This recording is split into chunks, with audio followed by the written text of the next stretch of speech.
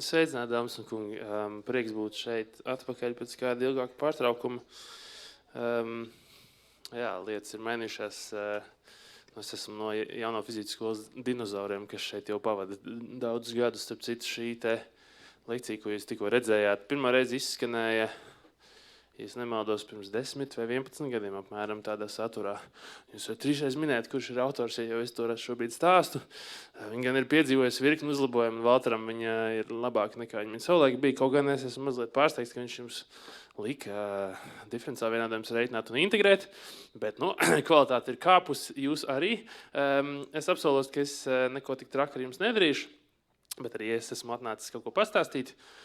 Un es arī šķietināšu noziegumu, toties, manā gadījumā tas būs cita teritorija. Valters uzreiz sāk ar krimināliem jautājumiem, ar slepkavībām, ar šaušanām, ar duršanām, ar alibiju, ar asinīm un vispārējo jautro komplektu, tad es vairāk iešu satiksmes negadījumu teritorijā.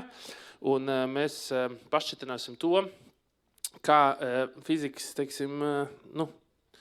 principā fizikas likumus var izmantot, lai mēģinātu saprast, kurš varētu vai nevarētu varbūt būt izraisījis kaut kādu satiksmes negadījumu. Jo ir vesela disciplīna, kas saucās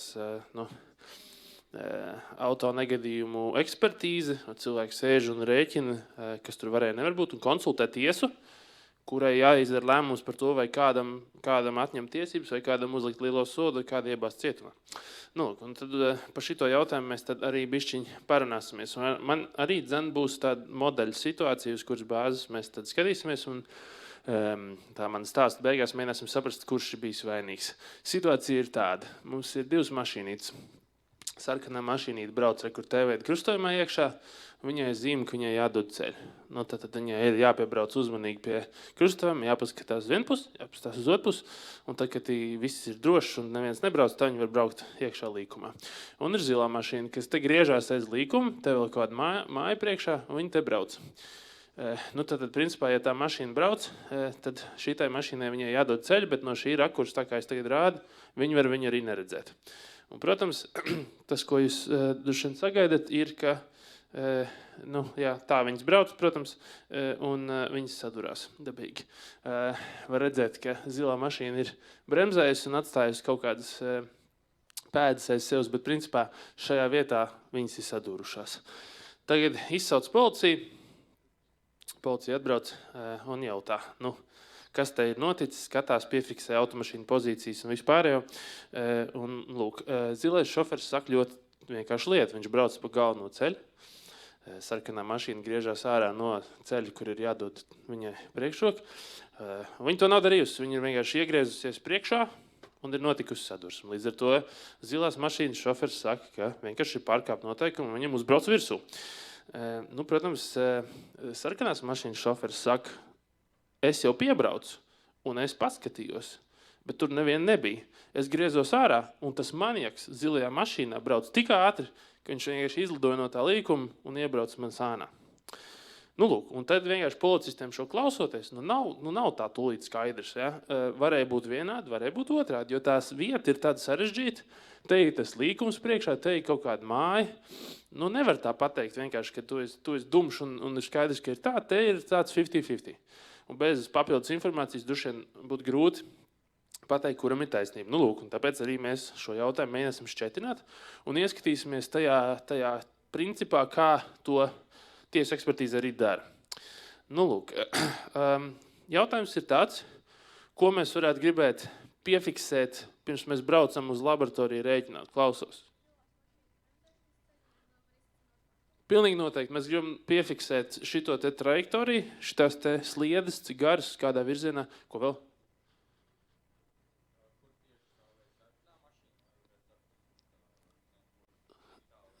Noteikti. Principā vēl vairāk mūs vienkārši interesē arī, kur tās mašīnas ir beigās. Tieši šī pozīcija, kur viņas nonāca, tas mūs interesē, bet arī viss cits. Mēs jau redzam tikai beigas, kas tur pirms tam notika. To mēs droši vien nevaram pateikt. Jā, absolūti. Mums vajadzētu piefiksēt, cik sadragāts ir mašīnas, kurās vietās kādas buktas. Jā, noteikti. Vēl rokas redzēja. vēl dušien ir kaut kas vēl? Nē? Nu, vajadzētu piefiksēt, būs nākamā slaidā garais saraksts ar lietām, bet vajadzētu piefiksēt laikapstākļus. Lietus var būt slapjš ceļš, nav slapjš ceļš, kāds ceļš, grants ceļš, asfalts, vēl kaut kāds. Tas arī svarīgi, jo tas var ietekmēt bremzēšanas ceļu. Nu, protams, jāpiefiksē arī ceļu satiksmes noteikumu ierobežojumi, kas tur ir atļauts. Starp citu, mūsu kontekstā būs tā, ka pa to galveno ceļu tā ir pilsētu 50 km/h ir atļaut. Jā, nu tad es laikam to pieskaitu pie laikapstākļiem, tādā ziņā, ka mums vienkārši situācijas apstākļi ir jāsaprot. Laiks, diena, lietus, saule, temperatūra, ceļa veids, nu viss tā situācija, redzamība un tā tālāk, migla, nav migla, viss kaut ko tā. Ok, un bez tam ir vēl šis tas, ko mēs vēl nenosaucām, bet tas, ko es iedomātos, ka vajadzētu piefiksēt, ir, starp citu, liecinieks, neviens nepiesauc, ka varbūt ir kādi cilvēki, kas ir redzējuši, kas tur ir noticies, ja? Viņus vajag uzklausīt, tad mums noteikti jāpiefiksē, kur tās mašīnas stāv pēc avārijas precīzi, kur viņas nonākuši. Starp citu, tas ir iemesls, kāpēc saucot policiju ir prasība tām mašīnām palikt tur, kur viņas ir, ja? Viņas var nobraukt malā tikai tad, ja raksta saskaņoto paziņojumu. Bet ja nē, tad viņiem ir jāpaliek tā, kā viņas ir bijušas, lai to visu varētu izdarīt. Bremžu sliedes mēs pieminējām, diennakts laiks, laikapstākļi, ceļa kvalitāte un kas tas pa ceļu. Autotehniskais stāvoklis, ne tikai cik viņš ir sadragāts, bet arī citas lietas, arī tādas lietas kā vienkārši tehniskais stāvoklis, mašīna labā, sliktā stāvoklī. Un tā, kā tur viss izskatās, kā ceļš izskatās, kur ir ātruma ierobežojumi un galā arī, kas noticis ar šoferiem. Sasisti ceļi, sadauzītas pieres vai kaut kas trakāks. Un varbūt arī jāpaskatās, kā tiem šoferiem gājis iepriekš, kontekstam vienkārši. Lūk, tad mums būtu viss šī informācija, un jautājums ir, ko ar to visu mēs varam iesākt. Tāds pārliecinošākais variants būtu noklausīties, ko saka liecinieki, jo viņi varbūt vienkārši redzējuši burtiski, kas ir noticis. Bet ar tiem lieciniekiem arī tā, ka lieciniekus var uzklausīt un to dara, un tā kā pieņem zināšanai, ko viņi saka, bet arī cilvēkam nevienmēr var 100% uzticēties, tāpēc mums vajadzētu ņemt vērā visu, ko mēs varam, ieskaitot arī tās pārējās lietas. Lūk, un kopumā, ja mēs gribam godīgi tiesu spriest, mums ir jābūt pilnīgi pārliecinātiem par vainu.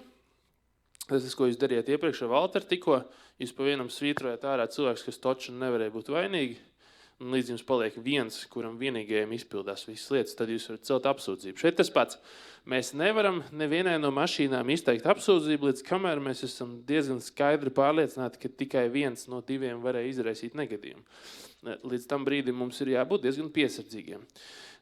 Un mēs to nevaram darīt tā, ka zilā mašīna 60%, sarkanā 40%, zilo metam cietumā. Tur ir jābūt, mums ir jābūt pārliecinātiem. Protams, ko tas nozīmē, tas ir tiesneša lieta, bet kopumā. Un vēl viena lieta ir tas, ka cilvēku likumi, pēc kuriem mēs piešķiram sodus un pēc kuriem mēs visu šo domājam, tie visu laiku mainās, bet visā šajā stāstā ir viena lieta, kas nekad nemainās, un tie ir fizikas likumi, uz kur pamatu mēs varēsim mēģināt rekonstruēt, kas ir noticis. Labi. Jautājums ir, ko no visa tā klāsta, ko jūs mācāties skolā, izmanto ekspertīzē. Šitā gan ir vecā formula, ko es te ieliku, bet lietas būtību jūs varbūt sapratīsiet. No tā visa klāsta, ko mācās, vai ko fizikā vispār tā kā aplūko, mēs pamatā izmantojam šo gabalu, kas ir mehānika. Absolūti pamatā tur ir mehānika. Tāpēc, ka tas ir par mašīnu kustību, par triecieniem, par sadursmēm, par to, kā viņas kaut kur nonāk pēc tam. Bišķiņās arī no termodinamikas gabala, bet diezgan maz. Lūk, es pat izkrāsojis ārā te ar palēku tās formulas, kas neatiecās uz mums. Mums faktiski attiecās uz šitas viss te komplekts ar šīdām formulām. Un īstenībā, ja jūs esat 10, 11, 12, jūs visu to jau esat redzējuši kaut kur. Tāpēc, ka tā ir parastā mehānika ar kinemātiku, ar ātrumiem, pātrinājumiem, spēkiem, enerģijām. Te kaut kur, kur arī ir impulss, viss kārtībā, spēka moments. Visi šitie un te apakšā no termodinamikas ir tas, kas attiecās uz relatīvo pagarinājumu un uz mehānisko spriegumu, bet šitas ir stāsts vienkārši par deformācijām. No visas termodinamikas bloka viss ir ārā, un šitās divas formulas attiecās uz deformācijām. Var sakot, īstenībā viss tā lielā klāsta mēs lietojam diezgan maz, bet mēs lietojam to klasiku. Mēs labi zināmo mehāniku, kas paredz, kā ķermeņi kustās. Ļaujiet man jums apmēram izstāstīt, kā tas notiek. Tad pirmā lieta, ko mēs noteikti izmantojam, lai šo noziegumu šķetinātu, ir kinemātika, kas ir tātad nozara, kas pēta ķermeņa kustību. Tur ir šie standarta vienādojumi, kas ir par to, kā teiksim, šajā gadījumā ar konstantu pātrinājumu, kā mainās ātrums, kā mainās koordināti. Viss tas var sakot, ar to es gribu teikt, ka jūs esat risinājuši gan jau uzdevumus, kur jums ir turists A un turists B, iet no pilsētas C uz pilsētu D, un tad viņi pātrinās un bremzējās un ēd pusdienas, un kaut kad viņi satiekās un atrod kad. Tas pats vien notiek ar tām mašīnām. Ja mēs nojaušam, kādi ir tie ātrumi, kas viņam ir bijuši, ja mēs nojaušam pātrinājumus un tam līdzīgi, mēs varam rekonstruēt kustību. Mēs mākam rēķināt trajektorijas. Tiesa, tas ir bišķi komplicētāks jautājums, droši vien tāpēc, ka tas pātrinājums ir mainīgs, un tad ieslēdzas tā baltā tāfela, kur Valters dragā diferenciāli vienādojums, bet lietas būtību tas nemaina. Jo mēs mākam izrēķināt tos trajektorijas, principā, ja mēs pamācamies universitātē pāris gadiņus arī mainīgi pātrinājumu gadījumā, un tad mēs to varam izdarīt. Point being, ja mēs zinām ātrums, mēs zinām pātrinājumus, apmēram mēs varam rekonstruēt trajektorijas, kas, protams, ir tas, ko mašīnu gadījumā mēs gribam. Mēs gribētu saprast, ar kādu ātrumu tas un tas ir braucis, un kā tad viņš kaut kur ir nonācis šīs kustības procesā. Tā kā, protams, kinemātika parādās. Tā kā es jau teicu, ja mēs zinām vai varam pieņemt objektu ātrumus un pātrinājumus, mums varam prognozēt, kur viņi nonāks. Bet viena lieta, kas mūs atšķir, teiksim, no skolas, tāda smilškastes pieejas, kurā mēs parasti runājam par ķermeņiem kā punktiem, mašīna tas nav punktiņš. Mašīna ir liela metāla kaste, kas var griezties, apgāzties, visu kaut ko tādu, tas nav punktiņš. Viņi var visādos veidos rotēt. Tāpēc arī tas ir jādara, bet arī tie vienādojumi ir zināmi. Kā ķermeņi rotē, teiksim, un kā spēka momenti to izsauc, arī tie ir zināmi. Tā kā mēs arī to varam visu aprakstīt. Viena problēma uz veselībām ir tāda, ka mēs to visu varam, pie nosacījuma, ka mēs zinām to ātrumu un mēs zinām to pātrinājumu. Bet tas jau nav tik vienkārši. Teiksim, viena mašīna saka, es braucu godīgi 45 km/h, lēnām mierīgi. Man iebrauc sānā. Otrs saka, viņš brauc vismaz ar 90 km/h šajā vietā, kur ir 50. Un tagad, tad droši vien mums vajag ņemt vienu, vajag ņemt otru un rēķināt, kāda ir bijuši tieši scenāriji. Bet mēs jau nezinām. Un tāpatās mēs nezinām, cik stipri kāds ir bremzējis, kurā brīdī viņš to ir sācis, cik labi ir saķeri ar ceļu, līdz ar to, kāds tieši ir bremzēšanas pātrinājums, nezinu. Mēs varam tikai kaut ko tā kā aptuveni nojaust. Līdz ar to tas tur ievieš tādu modelēšanas pasākumu, ko mēs redzēsim vēlāk. Un otra puse tam visam stāstam ir dinamika, kas mums pasaka par to, kas tos pātrinājumus izsauc. Kinemātika ir par to, ja es zinu, kāds objektam ātrums pātrinājums, kur viņš nonāks. Dinamika ir par to, es čakarējos ar priekšmetu, un tas man pasaka, kādu pātrinājumus viņam piešķira. Tur ir, protams, jāzina miedarbības spēki, FMRZA, 2. Ņūtona likums, nekas labāks nav izgudrots. Joprojām tas pats, un tur iekavās ar pelēku ir 2. Ņūtona likums rotācijai tiem no jums, kas kaut ko tādu ir redzējuši. Vai sakot, arī tur vienādojumi zinām?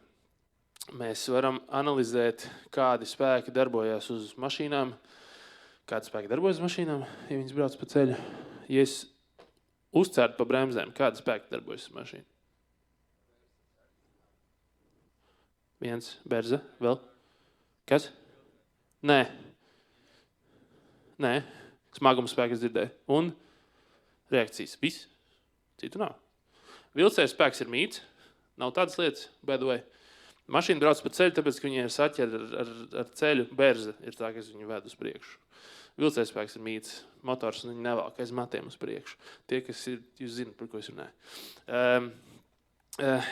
Labi. Var sakot, ko es gribu teikt? Tie spēki, kas mašīnām ir uz ceļa, mums kopumā ir zināmi. Ja mēs varam viņus aplēst, mēs varam tikt pie pātrinājuma vai rotācijas pātrinājuma.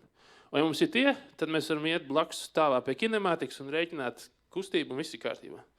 Tāds būtu tas pipelines, kā mēs varam ar šīm lietām tik galā. Tā, šito mēs jau apspriedām par spēkiem, kas darbojās. Tur vēl ir, runājot par rotācijas kustību, tur var arī runāt par to, ka motors griež riteņus, līdz ar to motors piegādā kaut kādu spēku momentu un vēl berzes spēks arī var mūs pagriezt noteiktos apstākļos. Teiksim, ja mēs izslīdam no līkuma ārā, tad mēs varam izgriezties no tā līkuma. Arī tas var notikt. Un vēl viena lieta, ko jūs tā kā nepiesaucāt, un es arī nepiesaucu, jo mēs runājam it kā tajā brīdī par bremzējošu mašīnu, bet ir vēl viena lieta, kas šo stāstu sarežģīja. Jo visus tos nosauktos nebūtu problēma. Cik smaga mašīna, viegli pasties tehnisko pasi zini. Reakcijas spēks ar grīdu, līdz ar to arī ir tā kā saprotams, ka tas būs droši vien vienāds. Berzas spēku var aizbraukt, nomērīt to ceļu virs un pabraukt kaut vai testa braucienus, uzcirt pa mēmējiem, pastīties, cik ļoti slīdi. Noteikti kāds ir berzas koeficients, un tad arī berzas spēku var dabūt, viss labi. Šitos arī var dabūt. Bet viena lieta ir baigi sarežģīta. Tas ir tā mirklī, kad tās mašīnas sadurās, viņas dabīgi miedarbojas savā starpā.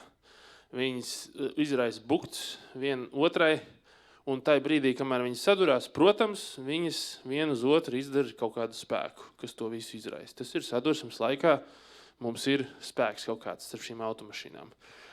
To rekonstruēt ir baigi sarežģīti. Tādā ziņā, ka kā tur, teiksim, mašīnai locoties viņas korpusam, kā viņas tur vienu otru grūž, uz apakai rekonstruēt, nezinot, kas noticis, ir principā nereāli.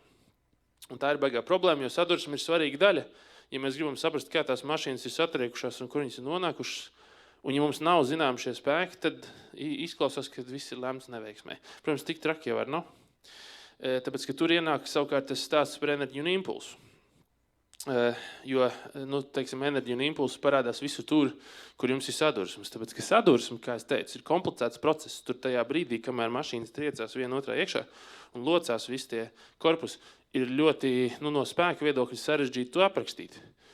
Bet tā vietā mēs varam ņemt enerģiju un impulsu, jo šitie mehānikā ir forši ar to, ka kas tur pa vidu noteikti nav svarīgi, bet kopēja enerģija un impulsu, šajā gadījumā impulsus vairāk, jo enerģija aiziet arī tajā korpusa locīšanā.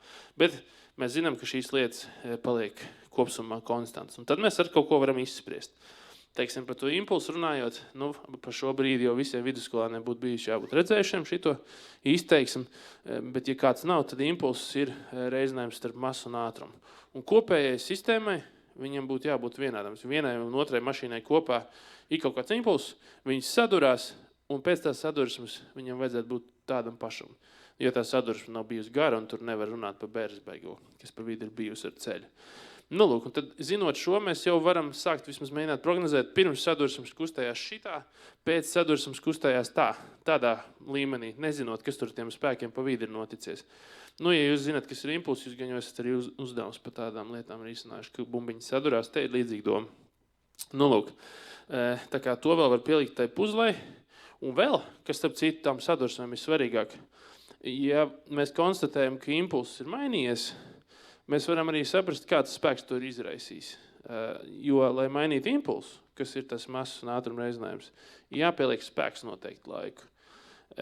Tad reizēm no tām sadursmēm, ir sevišķi softā, kurā rēķina tās sadursmes, ko es rādīšu vēlāk, tieši tādā veidā arī pieiet, ka lietas sadurās, un tad cik ilgi viņas sadurās, no tā var uz atpakaļ rekonstruēt, kāds spēks tur varētu būt bijis starp viņām.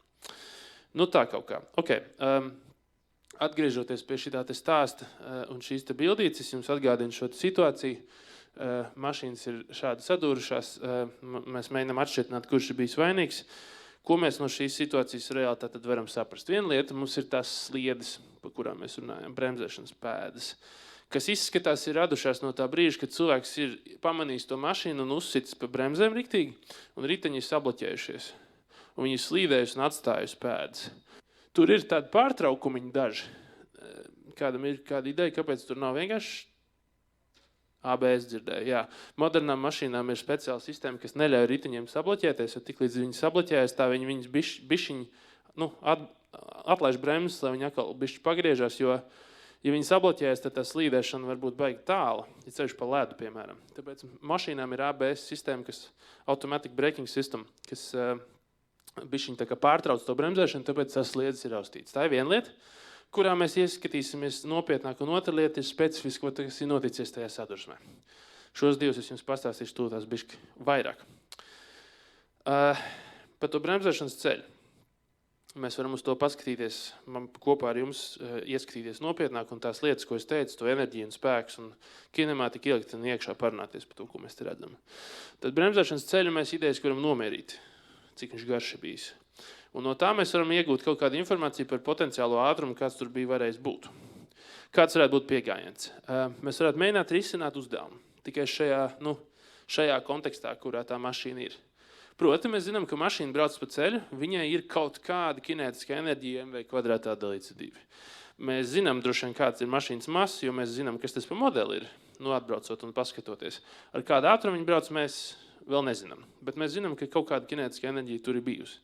Tagad, kas notiek? Tā mašīna bremzē. Viņi cēr pa bremzēm un pieņemsim, ka slīd vienkārši. Riteņi ir sabloķējušies. Ko tas nozīmē? Viņai ir no tās kinētiskās enerģijas, kas viņai ir, jānoslīd līdz nulai. Viņai ir jāapstājās.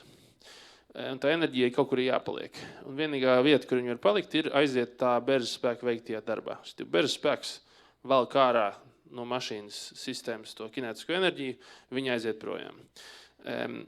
Darba izteiksme mums arī zinām, kas mums ļauj pateikt, kā šī enerģija mainās. Darbs ir rekurrakstīts F reiz S reiz kosinus alfa. Šī gadījumā bērze ir pretēji kustībai, tāpēc viņai ir mīnus zīme priekšā. Dabīgi viņi ņem ārā enerģiju, to tas mīnus nozīmē. Bet citādāk tas ir bērzes spēks, kurš visā tajā pārvietojumā to enerģiju ņem ārā. Un tam mēs varam... Protams, vēl mēs zinām bērzes spēku arī, kas tas tāds ir, zinām, ka tas ir saistīts ar reakcijas spēku un to. Un tad mēs varam šīs lietas pielīdzināt. Mēs tūlīt nonāksim pie tā galvenā secinājuma, ko es gribu izdarīt. Mēs pasakam, ka visa kinētiskā enerģija, kas mašīnai bija, aizgāja bērzes spēku dēļ prom. Mašīna apstājās. Tad bērzes spēks paveic tik lielu darbu, lai aizvākt prom visu kinētisko enerģiju. Un tas, ko es jums gribu parādīt, ir, ka mēs no šejienes gribam izteikt bremzēšanas ceļu, kas ir tas X burtiņš man. Kas ir interesanti, masa pazuda, un pārnesot to mīgā uz otru pusi, mums iznāk šī tāda izteiksme. Bremzēšanas ceļš ir saistīts ar gravitācijas konstantu, brīvās krišanas pārtnēms, tā jāsaka, nemainīgs, bet, protams, no bērzes koeficienta ar Zemi skaidrs, ka jo lielāks bērzes koeficients, jo īsāks viņš būs. Un, kas ir interesanti, ātrums ir augšā, bet kvadrātā.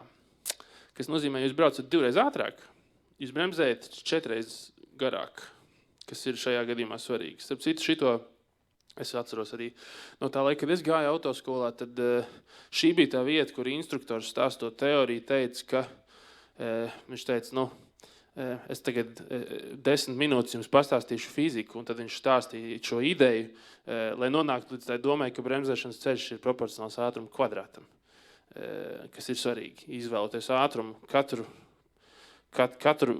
2 reizes palielināt ātrumu, jums 4 reizes palielinās bremzēšanas ceļš, kas ir ļoti svarīgi, jo varētu domāt, ka bremzēšanas ceļš ir tieši saistīts ar ātrumu, bet īstenībā kvadrātiski. Tas nozīmē, izvēlēties lielāku ātrumu ir krietni bīstamāk, jums vajag uzreiz krietni lielāku bremzēšanas ceļu. Kāpēc es to formulu rādu? Pirmkārt, lai jūs brauktu lēnām, ja jūs drīkstat braukt, un ja jūs nekur nebraukt, ja jūs vēl nedrīkstat braukt. Otrkārt, no tā, ka zinot bremzēšanas ceļu, un ja mēs nojaušam bērzes koeficientu, mēs varam pie tā ātruma tikt klāt. Vismaz apmēram. Jo, protams, tas bērzes koeficients gan jau arī būs aptuvens. Bremzēšanas ceļš, kurā brīdī tur tā slīdēšana sākās, nesākās tā, bet mēs varam nojaust ātrumu, kāds tur ir bijis.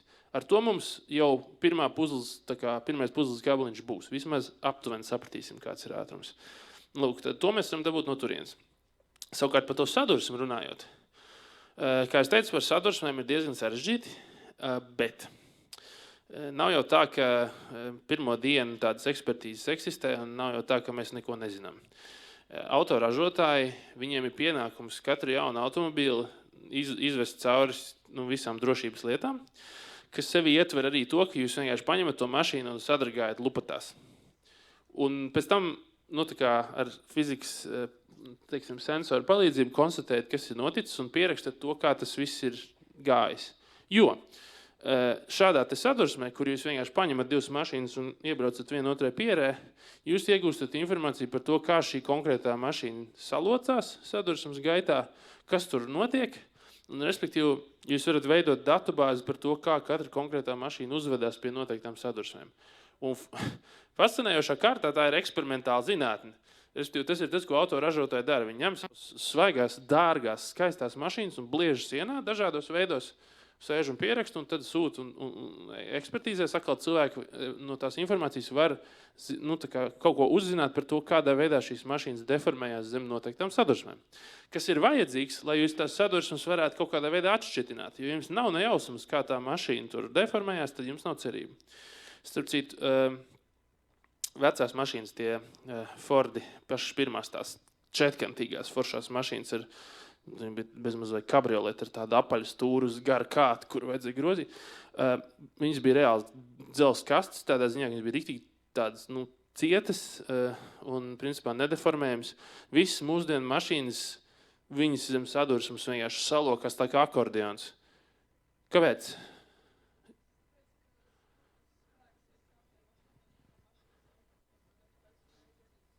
Jā, tieši tā. Respektīvi, tas ir atkal par, es jums radīju to formulu, ka delta P impulsu izmaiņa ir F res delta T. Ja jūsu mašīna locās tā kā akordeons, tā sadursme ir gara. Jo tajā trieciena brīdī viņi locās, paiet laiks, kamēr viņas, tā sadursme tiek absorbēta garākā laikā, kas noved pie tā, ka tas spēks ir mazāks. Un līdz ar to šoferis jūt šitādu triecienu. Ja jūs braucat dzelzs kastē, jūs vienkārši ietriecaties, tā dzelzs kaste necik nepadodās, tā sadursme ir īsa, līdz ar to tas impulss ir jāizmaina ļoti īsā laikā, un vienīgais veids, kā to izdarīt, ir milzīgs spēks. Jūs izlidojat pa priekšējo stiklu ārā, ja tur vispār bija stikli tam Fordam kādreiz. Bet tā doma, tāpēc mēs taisam mašīnās, kas tā kā speciāli mēs viņas taisam tā, lai viņas salocītos zem spiediena. Bumpers tam vien ir domāts, lai vienkārši sašķīstu gabalos. Tad brīdī, kad jūs kaut kam uzbraucat, lai sašķīst bumpers, nevis jūstu spranda. Tāpēc priecāsimies par auto būvas industriju, kas šo ir sapratusi un diezgan labi attīstījuši šo te drošības visu pasākumu. Bet tas tā, tātad tas, ka mašīnas šitā šķīst, ir labi, nevis slikti, jo tas pasargā to cilvēku, kas tur iekšā sēž no tā trieciena labāk nekā pirmās mašīnas, kuras protams, intuitīvi taisīja vienkārši ļoti izturīgs, bet tas nebija īsti beigās labs piegājiens. Un te parādās tās formuliņas, ko es jums rādīju no termodinamikas, kas ir saistīts ar relatīvo pagarinājumu un ar spriegumiem, jo, teiksim, tā jau arī tās mašīnas tur gudri būvē, ka mehāniskie inženieri skatās uz to, kā tie spēki pārdalās. Te ir, starp citu, animācijā arī zīmējās, kurā vietā lielākie spēki parādās un attiecīgi, kā locās tā mašīna un tā. Tā vesela zinātnē apakšā. Ko es gribu, lai jūs paturat mūsu vismaz tam stāstam šeit? To, ka mums ir zināms, kā šīs mašīnas uzvedās pie sadursmes. Mēs varam attaisīt lielo grāmatu, atrast tabulā 96. gada Corolla, tāda viņi ir, šitā viņi tur, tāda viņai bumperi, tā viņi strādā zem šitāda sadursmes, notiks tā un tā. Un tā mēs varam to ņemt vērā. Labi. Un tātad, atgriežoties pie tā, ko mēs no šitā visa varam tā kā saprast. Mēs līdz ar to no visa tā, ko mēs esam savākuši savā analīzē par notikumu vietu, mēs droši vien varam nojaust mašīnu ātrumus, no tā bremzēšanas ceļa, piemēram, un vēl no citiem faktoriem. Mēs varam nojaust spēkus, kas ir bijuši sadursmē, zinot, kas tās pa mašīnām. Protams, zinot precīzos mašīnu stāvokļus, tas mums palīdz to sadursmu atšķetināt. Mēs zinām, kur automašīnas nonākušas beigās.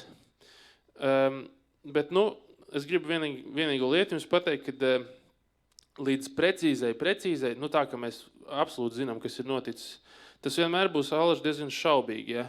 Jo, piemēram, to Beržas koeficientu, kas ir vajadzīgs tajā aprēķinā, ko es jums rādīju, lai zinātu ātrumu, ar kādu mašīnu ir braukusi, ar to ir, viņš būs vienmēr aptuvens. Jo, ja jūs nomērat Beržas koeficientu šodien uz Grants ceļa un rītā ir bišķiņ mitrāks gaiss, tur droši vien būs maķinīt cita Berža. Pie tam tā Berža ir atkarīga ne jau tikai no tās Grants, bet arī no riepas. Riepa nodilus, nav nodilus tāda šitāda, tur riepas saķera arī ir svarīga. Tā. Līdz ar to, te visur ir kaut kāda aptuvenība, ar kuru mums ir jācīnās. Tāpat ar tiem ātrumiem līdz ar to, ja mums Berža ir aptuveni, tad mums arī tie ātrumi ir tikai aptuveni. Un jautājums ir, kā tad mēs varam celt galā to apsūdzību? Ja mēs varam tikai ar zināmu aptuvenību nonākt pie šiem scenārijiem. Jo mums ir jābūt uzmanīgiem. Atkal es saku, ja mēs esam nepārāk pārliecināti, mēs nevaram iet uz tiesu un teikt, šis ir vainīgs, šis nav. Lūk, un tad no tāda ekspertīzes cilvēku viedokļa jautājums, ko mēs īsti ar šo visu darīt. Un atbilde ir tāda, ka nav jau tik traki. Mēs apmēram nojaušam, kāda varēja būt ātruma. Mēs apmēram nojaušam, kā tas varēja būt noticis, un mums ir kaudze ar vēl visādi citu informāciju, ieskaitot liecinieks un vispārējo. Ko mēs darām ir, te ir boldā pasvītrot tas, ko es gribēju teikt, ka mēs jau nevaram pateikt 100% vainīgs ir cilvēks Y. Mēs varam skatīties, aiziet mājās, rēķināt fiziku, ņemt vērā liecinieku teikto un visu citu kontekstu un nonākt pie varbūtīgākajiem scenārijiem. Respektīvi, mēs varam pateikt, visticamāk bija šādi. Otra lieta, ko mēs varam pateikt, noteikti nebija šādi. Divas lietas mēs varam pateikt. Tas varēja būt šādi, tas varēja būt šādi, tas varēja būt šādi. Šitā nē un šitā nē. To mēs varam izdarīt.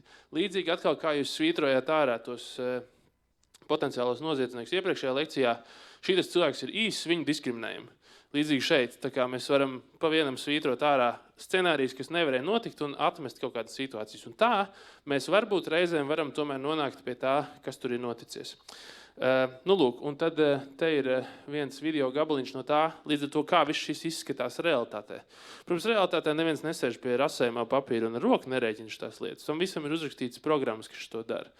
Te jūs skatāties, kā cilvēks lielā pātrinājumā strādā ar šo programmu, kur ir zināms, kā mašīnas ir sadūrušās un kur viņas beigās ir nonākušas tur tās kastītes. Rest ir beigu stāvoklis un impact ir tas trieciens. Un šis cilvēks, ko dara, speciālais tas softs, kas pēta, kā šī sadursmes, principā tiesu ekspertīzes programma tieši šim mērķim, kurā viņš var manipulēt visas tās, kā tur mašīnas ir pagrieztas, cik ātri viņas brauc, kādas viņas tur bijušas, tur ir pierakstīts, kas tās ir pa mašīnām, augšā numur 1, numur 2 ir zināms, un beigās var izreikināt, kāda ir bijusi sadursme, tā kā bīdot precīzi tos slaiderīšus un dabujot tā, ka viņi nonāk tur tajā gala punktā. Un kaut ko tādu mēs varam izdarīt. Kā jau es teicu, tas līdz ar to notiek ar diezgan profesionālu programmatūru. Tas nav tā, ka mēs paši to daram manuāli. Kamēr es runāju, es gribētu viņu uzlikt vēlreiz, lai viņš iet. Šitāds te. Vienīgā, tad šis ir tāds labs piemērs, jo šeit, kā jūs redzējāt, mēs nonācām līdz gala secinājumam. Tā kā šāda kombinācija ar fizikāliem lielumiem dod šo rezultātu. Jums reizēm var būt situācija, kur jums tā situācija ir neskaidrāka, kur jūs varat atrast, piemēram, diapazonus vai pat dažādus komplektus ar lielumiem, kas noved pie viena tā paša rezultāta. Tanī gadījumā jūs nevarat droši pateikt, kas ir noticis. Šīs piemērs, ko es jums rādu, ir tāds, kurā var principā ļoti precīzi dabūt sadursmi noved pie šādā veidā. Ja. Tas reizēm tā ir, reizēm tā nav. Tad es vienkārši gribu teikt, ka tiesu ekspertīzē ir jābūt ļoti uzmanīgai par to, ko viņi saka, kas ir noticis. Jo, ja šo var vairākos veidos realizēt, tad mēs nevaram pateikt, kur tas bija. Bet šitas izstāst diezgan nice. Labi, un finālā tad. Mums vajadzētu vēl, šo es tā kā jau izstāstīju, ka mēs meklējam tos varbūtīgos scenārijus. Šo es jau lielā mērā pateicu, var sakot, ja mēs varam atrast šos ticamākos scenārijus, mums jau ir vairāk, mums ir saraksts ar visticamāk notikušajām lietām, un katra mazā lietiņa, ko mēs dabujam uz priekšu, mums dod lielāku pārliecību par to, kas ir noticis, ieskaitot tiesnesim, kas vērtē vispārēju informāciju. Un te es gribu pasvītrot vienu lietu, ka tā ekspertīze, viņa kvalitāte kā profesionālim, viņa nāk tieši no tā, kad, ja mēs redzam 3 scenārijus, kas varēja notikt, mēs mākam pateikt to drošības pakāpi, cik droši mēs esam, ka tā bija, vai cik droši ka mēs esam, ka tā nebija. Jo vienīgais cilvēks, kas to var pateikt, ir tas, kurš to fiziku rēķina. Cik pārliecinošs ir tas secinājums. To jābūt uzmanīgam. Tas uz jebkuru fizikālu modelēšanu attiecās, ieskaitot uz laikapstākļu modelēšanu, ja mēs gribam zināt, cik rīt būs grādu. Labi, un tad noslēdzot šo manu stāstu, mums vajadzētu atšķitināt, kas tad notika tajā mūsu gadījumā. Un priekš tā, pateicoties mākslīgai intelekta revolūcijai, es esmu uzrakstījis, es neesmu neko uzrakstījis, uzrakstīju man čats palielam, bet uzrakstīju mazu simulāciju, kas šito visu realizē. Es viņu tūlīt palaidīšu. palaidīšu un uzlikšu pauzīt, izstāstīšu situāciju. Tad es savu mazo tiesu ekspertīzes programmiņu uzrakstīju, lai mēs varētu beigās saprast, kas ir noticis mūsu tajā sadurusmītē. Situācija kāda. Te ir tā bija laikam sarkanā, te viņa ir oranža. Mašīnīte brauks, te līkumā grīzīsies iekšā, un no šejienes brauks zilā mašīna. Viņas sadursies. Te ir atzīmēts beigu stāvoklis, kādā tās mašīnas reāli nonāca. Un tā lieta, ko mēs tur varēsim mainīt, ir yield road. Šitas brauc ar konstantu ātrumu, ar nelielu ātrumu griežas līkumā. Un mēs varēsim mainīt zilās mašīnas ātrumu un pastīties, kāds ātrums mums pieļauj to situāciju, ko mēs te redzējām. Es sākumu uzlikšu ļoti mazu ātrumu, tas iztīsies amizanti. 7 km/h šitā tas izskatās. Pop. Skaisti. Tas, protams, nevarēja būt, pirmkārt, ja šādi notika, oranžo cietumā, tur nav jautājumu. Bet, vienkārši, lai jūs redzētu, apmēram, kā tas strādā. Mēs varam uzlikt vienādus ātrumus. Ja? Šādi viņi ap divu lēnām brauc. Clearly šeit, ja šādi ir noticis, tad oranžais tankš uzsit ar aizmuguri.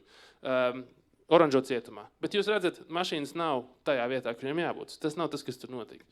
Paņemsim lielāku ātrumu. Tagad būs 25 km/h. Ļoti mierīga braukšana. Zilā mašīna pamana oranžo un paspēja nobremzēt pie šī situācijas. Jo pie šī lielākā ātruma braucot, sākumā tas viņi sadūrās, tāpēc, ka oranžais vienkārši tupu brauca virsū. Šeit tā situācija ir bišķi citādāk. Un tagad paiesim bišķiņ jau pie nopietnākiem ātrumiem. Paņemsim 40 km/h zilai mašīnai. Viņi brauc, viņi pamana oranžo, viņi sabremzējās un viņi bišķi sasitās. Bet joprojām tas nav tas ātrums. Tagad apstīsimies, 50 km/h ir robeža. 50 km/h. Zilā mašīna brauc ar 50 km/h. Viņi brauc, viņi pamana oranžo, viņi sabremzējās, viņi sasitās, bet vienalga netrāp īstajā vietā. Okay, tātad izskatās, ka zilā mašīna ar 50 km/h dušiņ, ka nav braukusi. Labi, būsim godīgi. 50 km/h reizēm nozīmē, ka var braukt uz 60. Un policija nepaņems. Uzliksim 60. Apmēram 61,2. Pastīsimies. Viņi sadurās not quite. Izskatās, ka īsti nepietiek. Labi, iesim tālāk. Ja nebija 60, varbūt bija 70. Tas jau būs pārkāpums, ja būs 70 km/h. Zilā mašīna sasitās, bet kērlings nav īsti noticis līdz galam. Laikam ir vēl vairāk. Paiesimies līdz 79,2. Tas jau būtu 80 km/h zonā, kur ir 50 jābūt, un viņas nonāk mājās.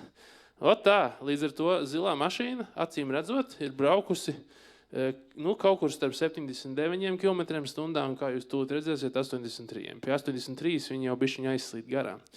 Kas nozīmē, ka zilā mašīnīte ir braukusi ar 80 km/h zonā, kur ir 50. Vēl ņemot vērā to līkumu, kuru to oranžā mašīna nevarēja redzēt. Tik tiešām, oranžā mašīna nav nepie ko vainīga. Viņi brauc ārā no līkuma un tur izlido maņaks ar 80 km/h, tur, kur ir 50, un iebliežās viņai sānā un nonāk šajā vietā. Intereses pēc es jums uzgriezīšu arī 100 km/h. Vienkārši tīri tā, lai var papriecāties, ja jau tāda lieta ir uzprogrammēta. Starp citu, protams, šis ir ārkārtīgs vienkāršojums. Viņas tiešām izstās pēc kērlinga ripām, tāpēc, ka viņas ir uzprogrammētas kā kērlinga ripas. Kā jūs redzat, tur nav nekāda salocīšanās mašīnā, viņas ir strikti kvadrāti. Bet, ja viņi ir strikti taisnstūri, tad tur strādā spēki, kinemātika, enerģija, impulsi, šitās lietas tur apakšā. Visbeidzot, noslēdzot šo lekciju 126 km/h zonā, kur vajadzētu būt 50, zilā mašīna ielido bēm lielā ātrumā, un viņas abas izslīd ārā vienkārši no šī pasākuma. Tā, es negribētu teikt, ka man ir īsti laba simulācija, ar kur varētu iet tiesā, bet es gribēju to lietas būtību parādīt. Mēs varējām izslēgt 30 km/h, mēs varējām izslēgt 50, mēs varam izslēgt arī 120 un 100. Bet 80, 75, 85 mēs nevaram izslēgt, jo tie gan mūs noved pie tā rezultāta, ko mēs redzējām šeit. Apmēram tā tas arī noteiktajās tiesu ekspertīzēs. Un, protams, tiesu ekspertīze jau nelēma par vainu. Viņi izrēķina, konstatē un tālāk konsultē tiesnesi, kurš ir tas, kurš pēc tam likuma kārtībā pieņem lēmumu. Bet tas fiziķis, protams, ir atbildīgs par to, lai pateiktu, kā varēja būt, kā nevarēja būt. Un tam apakšā ir viss tā pati fizika, ko jūs mācāties ikdienā skolā. Kaut kā tā. Paldies, dāmas un kungi, par uzmanību. Mēs esam nosprieduši, ka kas mums te ir vainīgs. Jā, tev ir vēl āmuras slaids, ar kur mēs varam mest viņu cietumā. Paldies jums visiem par uzmanību. Tagad jums ir testa kārta un tālāk pusdieniņas un tad jau praktiskais un tam līdzīgi.